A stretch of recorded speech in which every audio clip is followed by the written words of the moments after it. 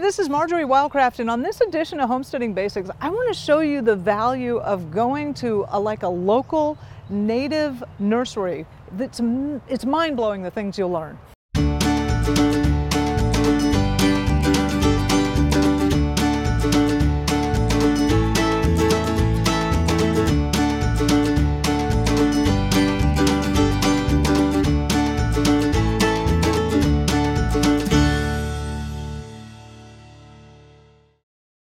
Okay, yeah. I am here with Ross Remy at a nursery called The Known Source, and Ross was showing me this.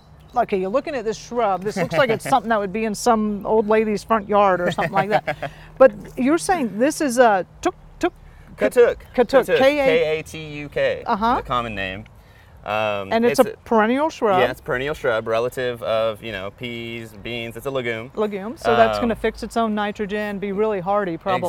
Exactly. Yeah. And this characteristic in a perennial plant is ideal as well because a lot of times, even with perennials, you'll find that year 2 or 3, you're starting to get some hittering out happening. It's kind of used up its nutrient bank. So it's definitely good to have a plant that's good at scavenging its own nutrients if it's going to be there permanently. And yeah, we found wrapping it in the winter is enough to suffice for a totally year-round source of leafy greens. By the way, we're here in Central Texas, so this is not going to be like cold hardy below a freeze, right? It's more No.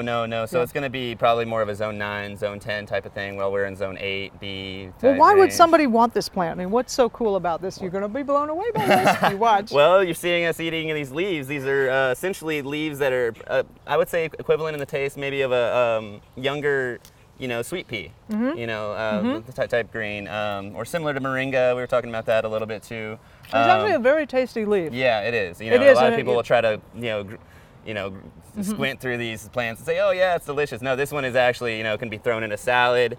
And of course, the older leaves are just as good as a, Swiss chard type, cook it down. And, of course, everything with butter and garlic, right? That's the true. Secret to everything. Yul Gibbons taught us all that. So really, basically, we're just talking about a big salad bush here. Exactly. And even if you're growing it as an annual, I mean, these guys will produce seed here in a bit. And you can get it up to this high in about a season, so you can do rows and not even worry about covering it. And it's just a great leafy green, Amazing. It's amazing. Fantastic. It's one of my favorites. This is the kind of thing you're going to find out if you go to a local nursery and you find some guy like Ross, who's a total plant geek, that knows this stuff. It's pretty amazing. I love it. Yeah. That's awesome, Ross. Thank you so much for showing us this plant. Well, thank you for coming here and helping me eat it. It's been fantastic. This is Marjory Wildcraft, and go out and try something different. It's really amazing. Get away from the 12 staples that everybody eats and try another plant. Yeah. We'll catch you on another Homesteading Basics.